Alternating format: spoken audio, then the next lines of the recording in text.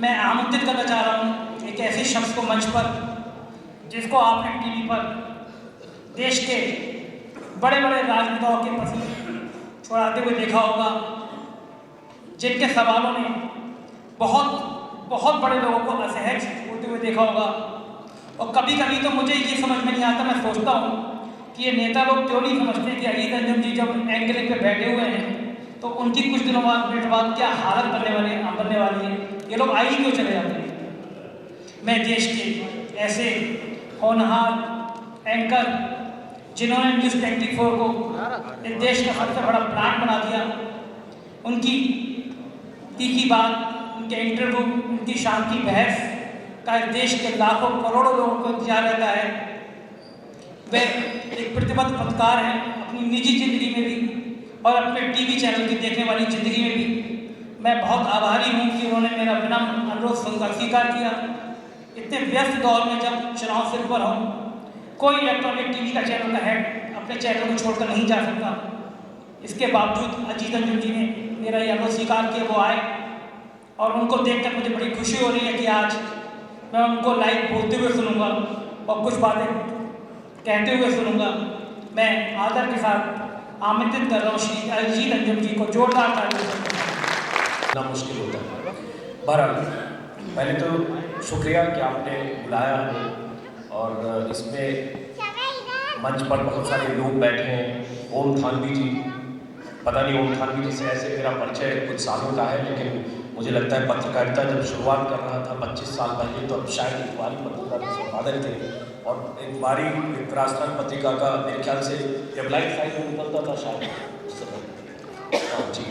तो पटना में रहता था मैं, और वहाँ से डाक से वो अखबार मंगाता था। तो थानवी जी को तब से मैं जानता हूँ। इनके सिंह जी हमारे जो ब्रॉडकास्ट एडिटर्स एसोसिएशन है उसके महासचिव हैं, और आपने उनको 10-20 मिनट अभी सुना होगा तो समझ में आया होगा कि कितनी गहराई है जीडीपी से लेकर कॉन्स्टिट्यूशन तक। और मैं कई बार मजाक में कहता हूँ कि आप हमारी संस्था क्या मत से हैं, हमें कहीं मुश्किल होती है समझने में तो इनके सिंह से हम संपर्क करते हैं। टीवी में तो चंद लोग बहुत गहराई से चीज़ों को समझते हैं, देश की राजनीतिक आर्थिक हालात और दुनिया की चीज़ों को, उसमें इनके सिंह साहब हैं, उनसे बहुत कुछ हम लोगों को भी सीखने का मौका मिलता है। अरविंद सिंह हमारे साथ ही हैं, हमने अमर उजाला में कभी शुरुआत की थी तो अरविंद सिंह हमारे सीनियर रहा करते थे, और तमाम लखनऊ के साथ। पहले तो संजय का मैं नाम लेना चाहूँगा खास तौर से। ये सच है कि किसी शहर में, लखनऊ जैसे शहर में या किसी राज्य की राजधानी में या कहीं भी, इस तरह से अपने बूते से कोई अखबार निकालना और उसको चलाना और 10 साल तक चलाना, बहुत मादा चाहिए उसके लिए। और जैसा कि उन्होंने कहा कि 5 साल तक उन्होंने विज्ञापन नहीं किया और अपने दम पर चलाया। मुझे आज भी रिसर्च का सब्जेक्ट लगता है कि कैसे चला, क्योंकि यकीन से परे लगता है कि अपने दम पर कोई ऐसे अखबार चल सकता है, लेकिन चल रहा है, इसलिए हकीकत हमारे सामने है। और इसका मतलब है कि आदमी जिद ठान ले कि मुझे कुछ करना है, अपने दम पर करना है, अपने तयशुदा ढंग से जो अपनी नीतियाँ बनाई है उसके मुताबिक करना है, तो किया जा सकता है। संजय उसके मिसाल है। तो शुक्रिया, आपने हमें शहर में बुलाया। अब बात आते हैं मुद्दे पर, जो राजनीति और मीडिया थोड़ा उलझा हुआ विषय है। राजनीतिक भी कुछ सामने बैठे हैं, उसमें से राय साहब हैं, उनसे हमारी फेसबुक पर दोस्ती है, और कुछ नेतागण बैठे हैं। और नेताओं का रिश्ता मीडिया से होता है तुम्हीं से मोहब्बत, तुम्हीं से लड़ाई। तो जैसा कि आपने जिक्र किया, टेलीविज़न पर हम लोग बहस करते हैं। कमाल खान एक बहुत अच्छी बात कह गए कि टेलीविज़न के लोगों को होता है कैमरा देखकर अच्छा बोलते हैं, ऑफ कैमरा बोलने में दिक्कत होती है। मैं सुनूंगा थानवी साहब को, मैं बहुत लेखिका पढ़ता हूँ, बहुत बड़ा फ़ैन हूँ, आज से नहीं 25 साल से। मुझे लगता है अच्छे वक्ता होंगे, हम लोग श्रोता अच्छे हैं, लेकिन कई बार ऐसा मौका होता है कि सेमिनार में आप वक्ता बना देते हैं तो बोलने की प्रैक्टिस वहीं से होती है। अब बात आती है राजनीति और मीडिया को लेकर हर समय हम लोग कटघरे में होते हैं, क्योंकि जाहिर है चैनल में काम करते हैं, टेलीविज़न आप सबके निशाने पर होता है, दर्शकों के निशाने पर भी और नेताओं के निशाने पर भी। दर्शकों की चिंता अपनी जगह वाजिब है, कुछ बात यशवंत कह गए और उनके वेबसाइट में समय समय पर आलोचना भी होती है। जाहिर है जैसे सीपी राय साहब ने कहा कि समाज के हर तबके में क्षरण होता है, कमियाँ होती है, मीडिया भी उसी का हिस्सा है। मीडिया कोई मंगल ग्रह से नहीं आया है, इसी पृथ्वी से है, हम आप में से ही लोग हैं जो मीडिया में भी हैं। और समाज का हर तबका अगर कहीं प्रभावित हो रहा है, एबरेशन है, तो मीडिया में भी है। लेकिन उसको इस तरह से कई बार जो हम आलोचना के स्तर पर जाकर सिर्फ उसकी कमियों को देखते हुए बहुत चिंतित होते हैं, तो मुझे लगता है इतनी बुरी स्थिति नहीं है। उम्मीद अभी बाकी है, जो एल.के. सिंह साहब ने कहा, और चीज़ें समय समय पर बदलती हैं, अपने आप करेक्ट भी होती है, जैसे राजनीति में होती है। राजनीति में भी हर 10 साल के बाद एक चक्र होता है, जब पुरानी चीज़ें कहीं हाशिए पर जाती है या रिसाइकिल होती है। 67 में संवित सरकारों का दौर था, उसके बाद 74, 75, 77 में हमने देखा जनता पार्टी आई। 10 साल बाद फिर एक आंदोलन हुआ विश्वनाथ प्रताप सिंह के नेतृत्व में, 88-89 भी देखा, फिर हमने 96 देखा, 98 देखा, 99 देखा, और अब फिर 2014 देख रहे हैं कि एक नवजात पार्टी 1 साल पहले पैदा हुई, सड़क से संघर्ष करते हुए आई, बड़ी परंपरागत पार्टियों को चुनौती देकर दिल्ली में सत्ता पर काबिज है।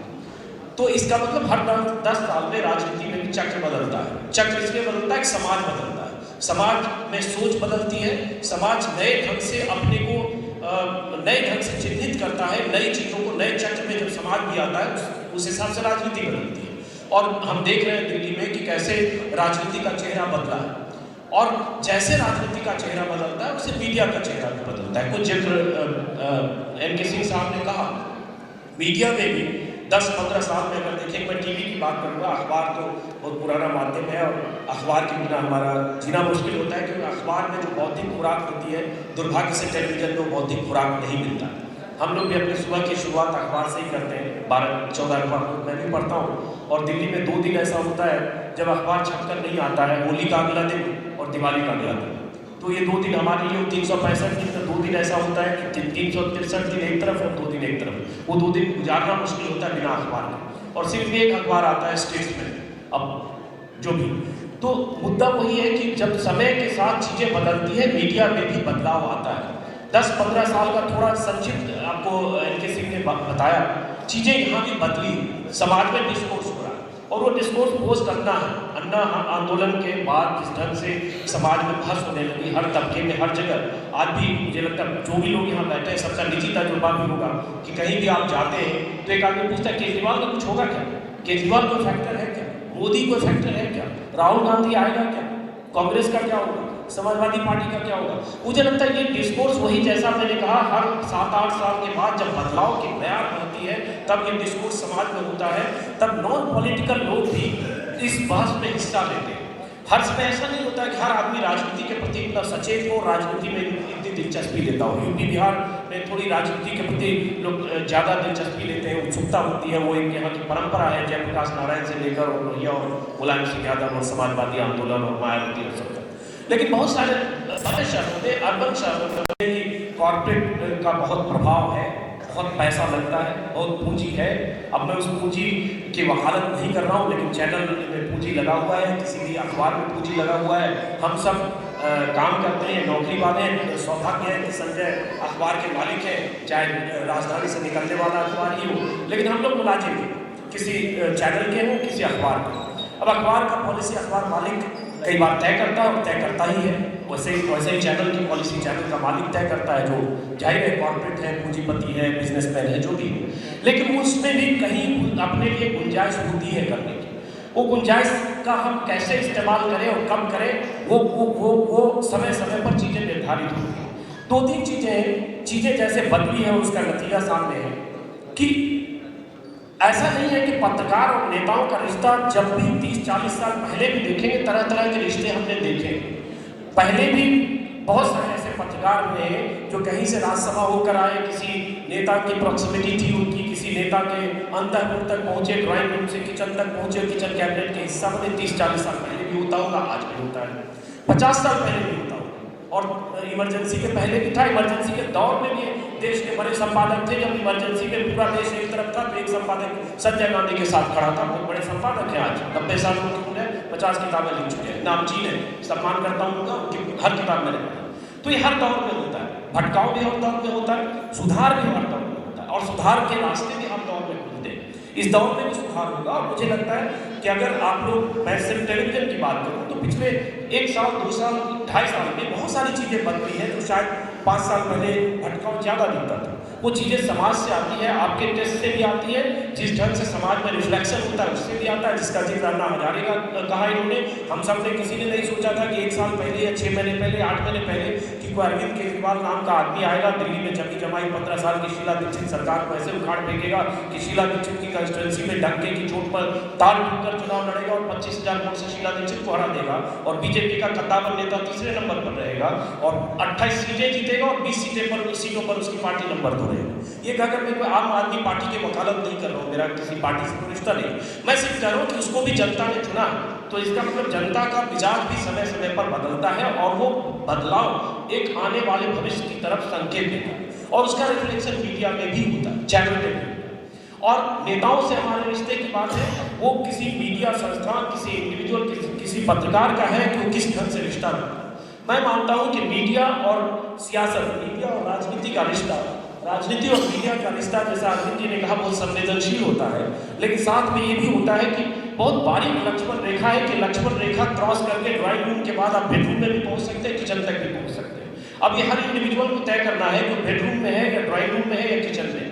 बहुत सारे हम में से बहुत सारे साथी बहुत नेताओं के सलाहकार हो जाते हैं, एडवाइजर हो जाते हैं, राज्यसभा में पहुंच जाते हैं। और मैं कई बार मुझे लगता है कि हम सब तो नाकाम लोग हैं कि मीडिया में रहने की वजह से आलोचना के पात्र भी होते हैं, आलोचना के शिकार भी होते हैं। बहुत सारे ऐसे लोग हैं कि 10-20 साल अखबार में रहते हैं, अचानक राज्यसभा आ जाते हैं। तो मुझे शक होता है कि आप भी अखबार में अगर 10 साल 5 साल थे, चाहे कितने भी बड़े संपादक थे, अचानक किसी ने आपको राज्यसभा में भेजा तो कुछ तो बात रही होगी, यूं ही राज्यसभा में नहीं आया होगा। और राज्यसभा में आने के लिए जहां किसी राज्य में 2 या 3 लोग राज्यसभा में आ रहे हैं और उस 3 राज्य में 3 बड़े लोगों के नाम कट जाएं और उसमें से कोई संपादक आ जाए, पत्रकार आ जाए, किसी भी राज्य में, किसी इंडिविजुअल की बात नहीं कर रहा हूँ, तो उस सियासी चेहरे, उस सियासत का प्रतिनिधि और उस पत्रकार के बीच कोई तो रिश्ता रहा होगा। मुझे ऐसे रिश्ते संदिग्ध लगते हैं। मैं कह रहा हूँ जो खुला खेल फंखा वाला, अगर आपका रिश्ता है तो मानिए रिश्ता। हिपोक्रेसी फिर नहीं होनी चाहिए कि आप एक तरफ नैतिक धरातल पर अपने को सबसे ऊपर रखते हैं और उस ऊपर से आप सबको नीचे झांक के नीचा दिखाते हैं और बाकी सबको मानते हैं कि ये सब बिके हुए पेड मीडिया दिस दैट जो भी है, और अचानक आपको बहुत बड़ी चीज मिलती है और राज्यसभा की कुर्सी मिलती है, जिसको खरीदने के लिए कोई बिजनेस में बैंगलोर का विजय माल्या जैसा 100 करोड़ भी खर्च करने को तैयार होता है। तो इसका मतलब हमारे भीतर भी बहुत सारे ऐसे लोग हैं जिनके कई चेहरे हैं। तो एक शेर है ना, जिसे भी देखना हो बार बार देखना, हर आदमी के भीतर होते हैं 10-20 आदमी। तो हमारे भीतर भी 10-20 आदमी हैं, आप में से जितने लोग बैठे हैं उनके भीतर भी 10-20 आदमी हैं। अब फर्क यह है कि हम उसको किस नजरिए और किस चश्मे से देखते हैं। और कई बार हम जिससे मानते हैं कि बहुत नैतिक धरातल पर बहुत सही आदमी है, बहुत सही खबर लेता है, बहुत सही खबरें लिखता है, सियासत को लेकर दूरी रखकर सही विश्लेषण करता है, अचानक 2 साल बाद 1 साल बाद पता चलता है कि नहीं, ये रिश्ता कुछ और का है। तो मेरा सिर्फ ये कहना है कि छोटे शहर में, लखनऊ जैसे शहर में, पटना जैसे शहर में, बहुत जगह जो यहाँ पत्रकार हैं वो जमीनी स्तर पर ज़्यादा संघर्ष भी करते हैं, उसमें ज़्यादा ईमानदारी भी होती है, युवा होने की नाते एक जज्बा भी होता है। जब आप एक एज के बाद दिल्ली जैसे शहरों में पहुँचते हैं और तमाम तरह की भौतिकवादी सुविधाओं के कैदी जब होते हैं, तब शायद आप समझौते ज़्यादा करते हैं, महत्वाकांक्षाएं भी दूसरी होती है और चिराग बुझने से पहले तेज होने का जो होता है वो भी आपको होता है कि वक्त खत्म हो रहा है तो बहुत कुछ कर लो। मुझे लगता है आप जैसे बहुत सारे लोग जो इस शहर में होंगे, हम लोग भी अगर आज अपने 20 साल पहले के अतीत को याद करते हैं, तब लगता है जो फायर था सिस्टम से लड़ने के लिए, सिस्टम को चुनौती देने के लिए, एक ठोकर पर सब कुछ छोड़ देने की जो आग थी, शायद वो कम हो गई है, क्योंकि अब वक्ती तौर पर बहुत सारी जिम्मेवारियों से बंद थे। इसलिए इस शहर में, चाहे पटना में, चाहे लखनऊ में, चाहे भोपाल में, चाहे कहीं भी, मुझे लगता है युवाओं के कंधे पर ज़्यादा जिम्मेदारी है और युवाओं की ईमानदारी ही पत्रकारिता को ज़्यादा जिंदा रखती है।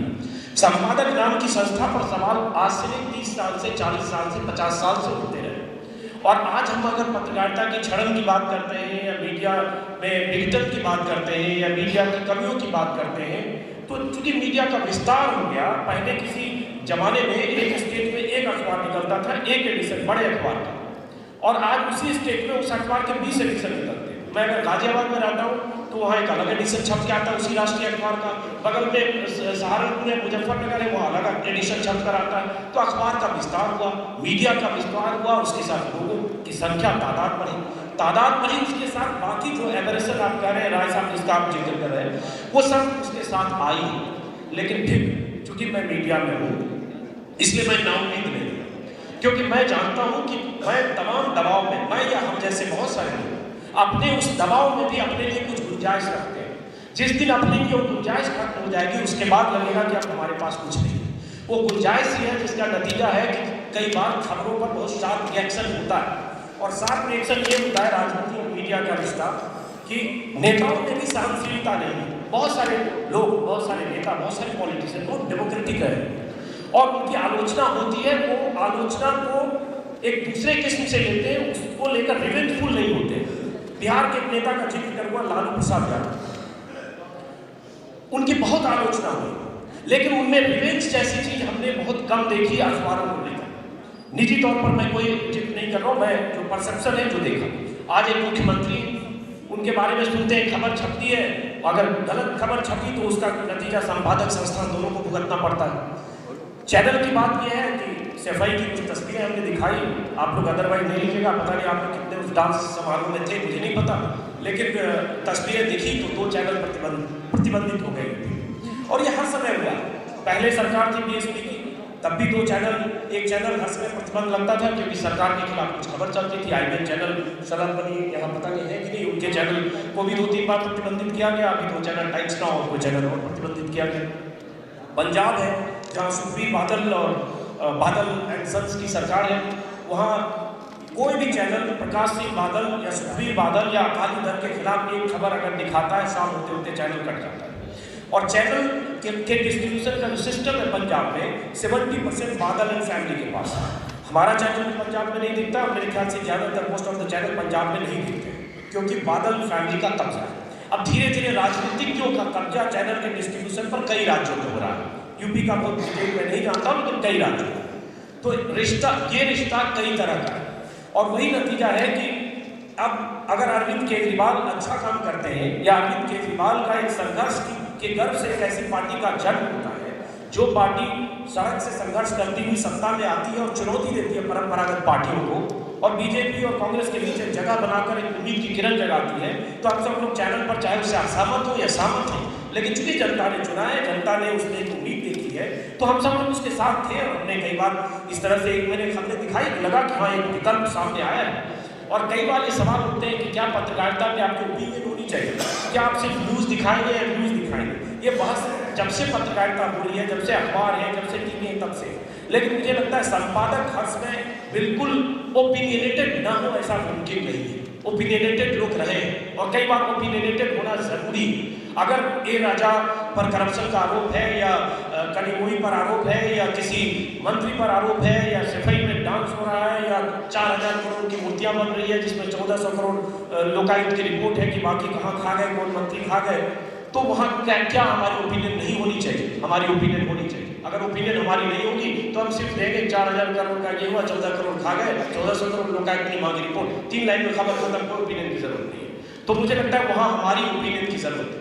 जहाँ हमारी ओपिनियन होती है वहाँ नेतागण नाराज होते हैं, वहाँ नेताओं को बुरा लगता है। जहाँ ओपिनियन उनके पक्ष में है तो नेता को अच्छा लगता है। तो हमारे रिश्ते, जैसा मैंने कहा कि नेताओं के मीडिया से रिश्ते, तुम्ही से मोहब्बत, तुम्ही से लड़ाई। आपको हम मीडिया के बिना काम नहीं चलता है, और मीडिया आपकी शान में गुस्ताखी करता है तो आप चैनल बैन कर देते हैं।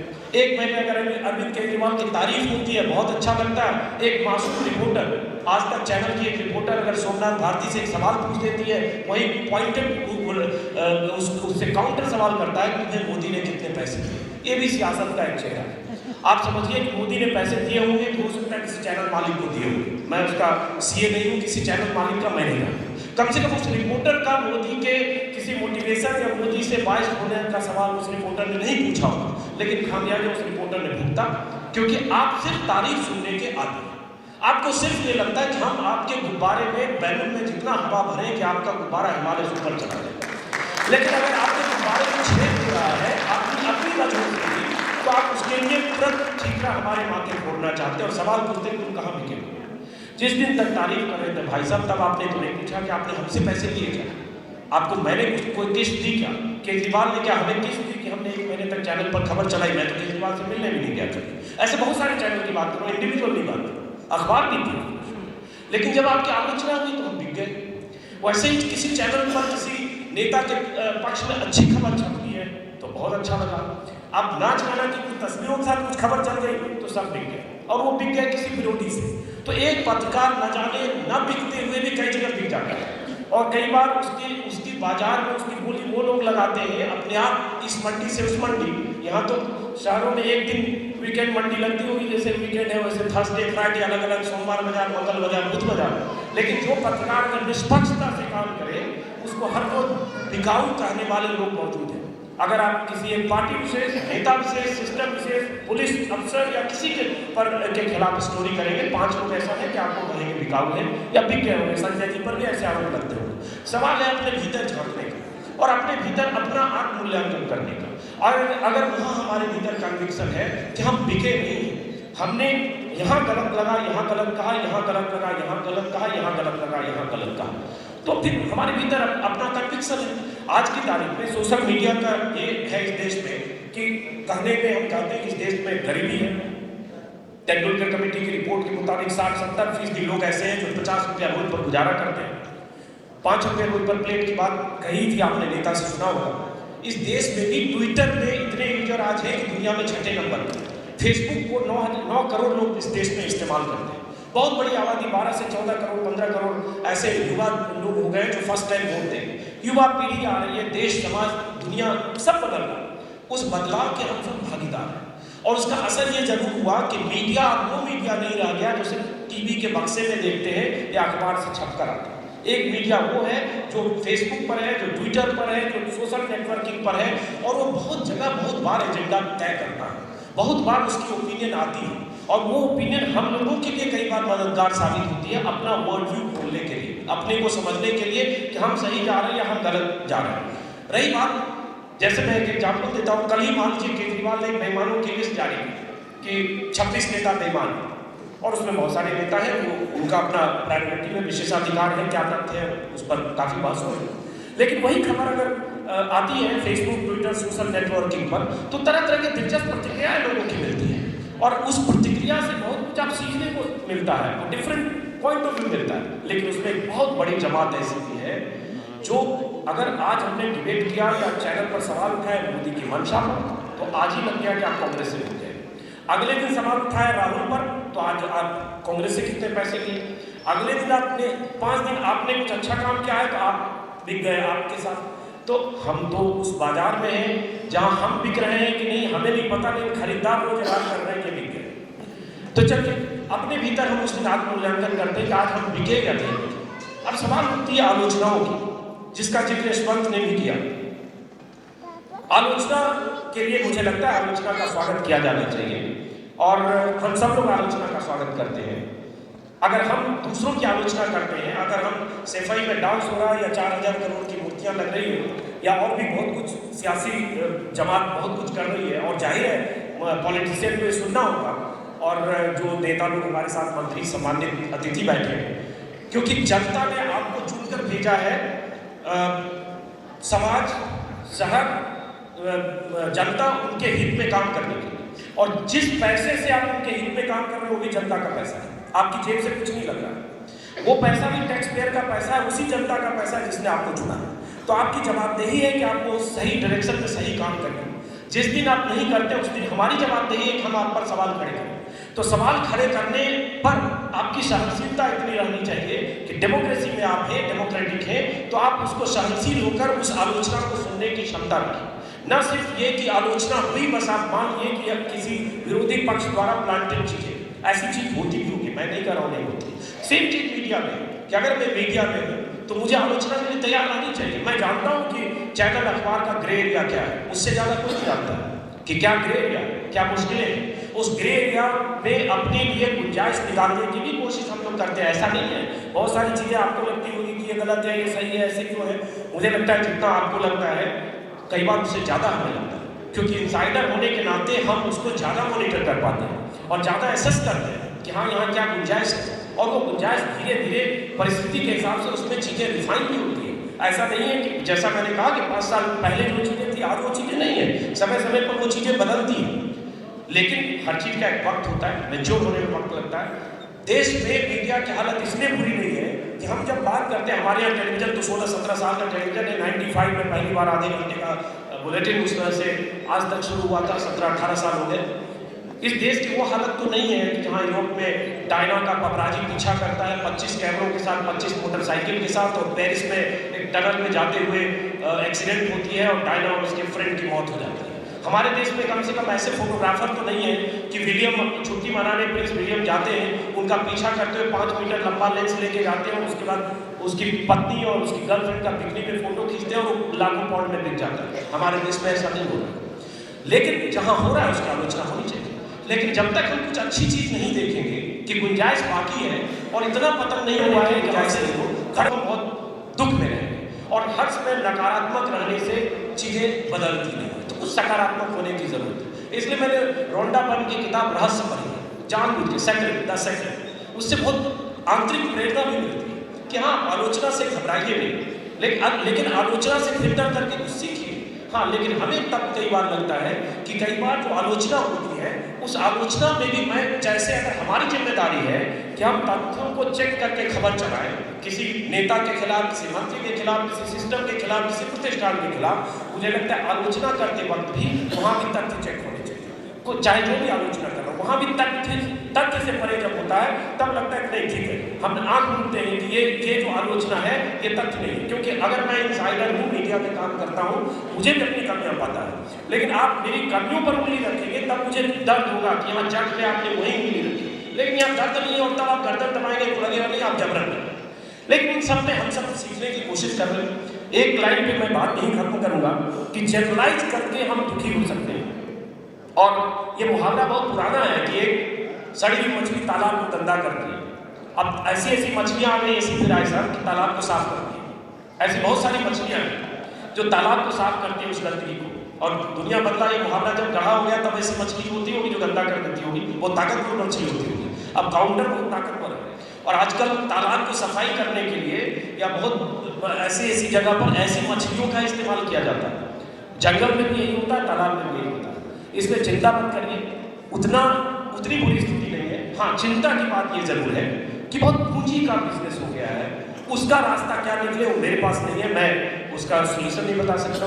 वो छोटे छोटे ब्लॉक जब होंगे, ऐसे ही कोई अखबार निकलेगा लखनऊ से, पटना से या चैनल, तब शायद उसको चुनौती दी जाएगी, तब बड़े कॉर्पोरेट घराने या बड़े अखबार या बड़े चैनल उस दिशा में सोचेंगे और वो आएगा। ऐसा नहीं है वो नहीं आ रहा, लेकिन वो एक बहुत बड़ी चुनौती है कि करोड़ों रुपए, 100, 200, 400 करोड़ कब रातों रात किसी अखबार में या किसी संस्थान में किसी बड़े उद्योगपति के लगते हैं, उनके अपने बिजनेस इंटरेस्ट होते होंगे, लेकिन उसको मैं अगर थोड़ा सकारात्मक देखने की कोशिश करूं कि उसके बाद भी उस पूंजीपति के पूंजी लगने के बाद भी बहुत ऐसी चीजें चलती है जहां अगर हम अपने लिए एनर्जेटिक होने के लिए, अपने को रिचार्ज करने के लिए खोजे तो लगता है बहुत स्पेस बाकी है। मैं बहुत बार हर अलग जगह बोलता हूँ कि अगर ये पटना हमारे सामने है कि ये हमारे लिए काम करने की जगह है और ये कुछ जगह है कोना, मैं इसी संस्थान में काम करता हूँ, ये कोना मेरे लिए बंद है। अब दो ही तरीका है मेरे, या तो मैं इस कोने के लिए परेशान हूँ कि ये बंद दरवाजा क्यों, सर खोलते ब्लीडिंग हो, हॉस्पिटल में भैया अस्पताल भर्ती हो जाऊँ, सर खोलते हुए बंद क्यों है, खुली हो, और या मैं इसमें अपने लिए कोई जगह तलाशूँ कि हाँ मैं अच्छा क्या कर सकता हूँ। मैं इसमें एक जगह तलाशने की कोशिश करता हूँ। हम में से बहुत सारे लोग साथी यहाँ पत्रकार रिपोर्टर होंगे, इसमें से जगह तलाशेंगे तो कुछ अच्छा करेंगे, और जब यहाँ कब्जा कर लीजिए तो इसको ताला तोड़ दीजिए। लेकिन आप सिर्फ इसी ताला तोड़ने में रहिएगा, इससे बाहर हो जाएगा। इसी से खत्म करता हूँ कि तमाम नकारात्मक परिस्थितियों के बावजूद, तमाम कॉर्पोरेट घराने के पैसे के बावजूद, तमाम पूंजीपतियों के दखल के बावजूद मीडिया में काम करने की गुंजाइश है। गुंजाइश नहीं होती तो कोई सोमनाथ भारती ये नहीं कहता कि तुम कितने में बिके हो। गुंजाइश नहीं होती तो यूपी में 2 चैनल बैन नहीं होते। गुंजाइश नहीं होती तो पंजाब में चैनल बैन नहीं होते। और गुंजाइश नहीं होती बहुत सारी चीज़ों का सिस्टम पर, सरकार पर, नेताओं पर, पुलिस पर, तंत्र पर जो असर होता है वो नहीं होता। जैसे कहते हैं क्लास में आधा खाली देखिए आधा भरा हुआ देखिए, यशवंत की आधा खाली देखते हैं, पीछे मैं देख रहा हूँ, सुन रहे हैं। मेरी मजबूरी है मैं भरा देखता हूँ, क्योंकि वो जहाँ बैठे हैं वो अगर भरा देखेंगे तो उनको मजा नहीं आएगा, और मैं हर समय खाली देखूंगा तो फ्रस्ट्रेट होकर डस्टबिन 5 रोज खाऊंगा, उसके बाद डिप्रेशन में चला जाऊंगा, उसके 5-7 दवाएं लूंगा, सुनंदा पुष्कर हो जाऊंगा। ठीक है, थैंक यू, नमस्कार।